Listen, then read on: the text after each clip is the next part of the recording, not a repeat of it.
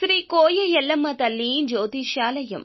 Phone ద్వారానే జ్యోతిష్యం చెప్పబడును. విద్య, ఉద్యోగం, వ్యాపారం, ప్రేమించిన వారు దూరం అవడం, భార్యాభర్తల మధ్య గొడవలు, అత్తాకోడళ్ల మధ్య మనస్పర్ధలు, కుటుంబ సమస్యలు, ఆర్థిక సమస్యలు, పెళ్లి కుదరకపోవడం, సంతానం ఆలస్యం కావడం, స్త్రీ పురుష వశీకరణం, చెడు ప్రయోగ నివారణ మొదలగు ఎటువంటి సమస్యలకైనా పరిష్కారం చూపబడును. స్త్రీ పురుషులకు ఎటువంటి సమస్యలు ఉన్నా నమ్మకంతో కాల్ చేయండి. గురూజీ గోవిందరాజు.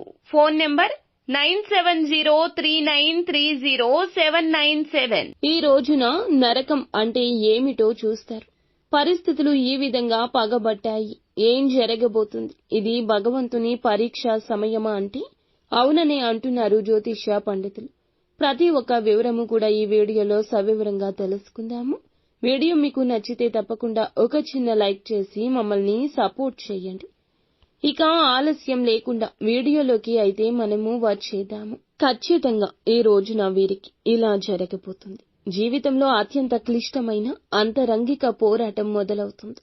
ఇది హఠాత్తుగా వచ్చేది కాదు. కొన్ని రోజులుగా మీరు అనుభవిస్తున్న అవమానాలు, అలాగే మౌనం, ఎదురు దెబ్బలు అన్నీ కలగలసి ఒక శిఖరాన్ని తాకుతాయి. ఈ సంఘటనల కారణంగా మీరు ఇదేనా జీవితం అనే ప్రశ్నను మీరు మనసులోనే ప్రశ్నించుకుంటారు. ఇక ఈ రోజున శని దృష్టి ఈ రాశి వారిపై బలంగా ఉంది. అదే సమయంలో శుక్రుడు మీ రాశిని తీక్షణంగా చూస్తున్నాడు. ఈ రెండు శక్తులు కలిసి వ్యక్తిత్వంపై, బంధాలపై దారుణ ఒత్తిడి తెచ్చిపెడతాయి. ఏం చేసినా తప్పు అనిపించే సమయం ఇది. ఒకరిని నమ్మారు అంటే నమ్మిన వారిని జీవితంగా భావిస్తారు.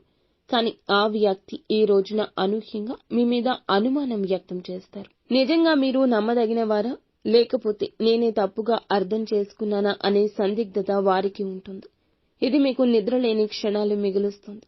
ఇక ఈ యొక్క రాశి వారు గర్వంతో కాదు, గంభీరంతో జీవిస్తారు. కానీ ఈ రోజు ఎంత నిశ్చలంగా ఉన్నా కూడా మీరు ఏమీ అనలేని స్థితి ఉంటుంది. నిష్కల్మషమైన మనస్సుని ఎదుటివారు తప్పుగా అర్థం చేసుకుంటారు. ఇది పిడుగు లాంటి బాధ.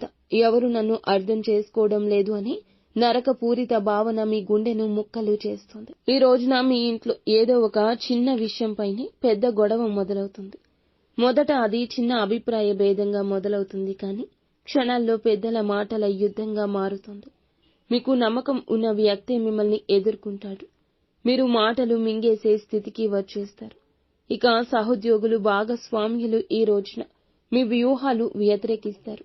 మీరు ఎంతో కష్టపడి, శ్రమపడి సిద్ధం చేసిన ప్రణాళిక ఎవరో ఒకరు ముందుగానే మీ పైన విమర్శలు చేస్తారు.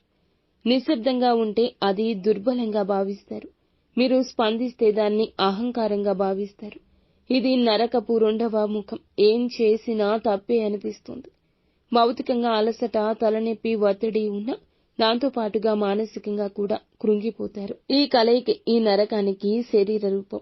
ఇక ఈ రోజున మీరు విన్న ఒక వార్త, ఒక మాట, ఒక కామెంట్ మీకు భరించలేని బాధ ఇస్తుంది.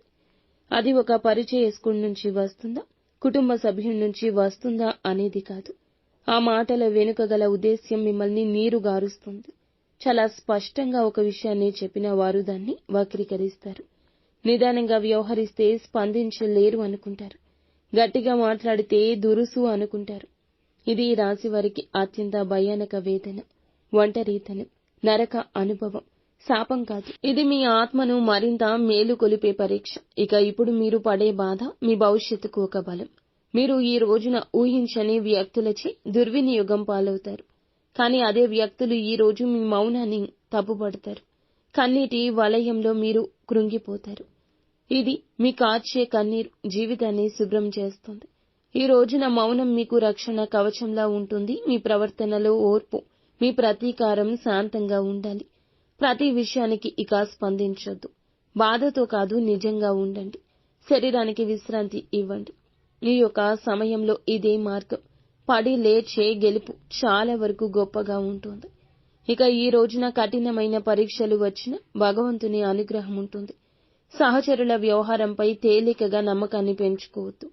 మీ ప్రాజెక్టులు, మీ యొక్క వృత్తుల్లో విమర్శలకు లోనయ్యే ప్రమాదం కూడా ఉండొచ్చు. అకస్మాత్తుగా ఖర్చులు పెరగొచ్చు. కోపంతో ఖర్చు చేసే ఆ యొక్క అవకాశాన్ని నివారించుకోండి. మీ భావోద్వేగ కల్లోలం విపరీతమైన భావన కలగచేస్తుంది. మీ కుటుంబ సభ్యుల మనసు మెలిపెట్టేస్తుంది. మీ బాధ చూసి తట్టుకోలేకపోతారు. కానీ ధైర్యంగా ఉండండి, గుండె నిబ్బరంగా ఉండండి. ఒత్తిడి నుంచి బయటపడడానికి శివారాధన చేసుకోండి. శివుణ్ణి మనసులో ధ్యానించుకోండి. అంతా మంచి జరుగుతుంది.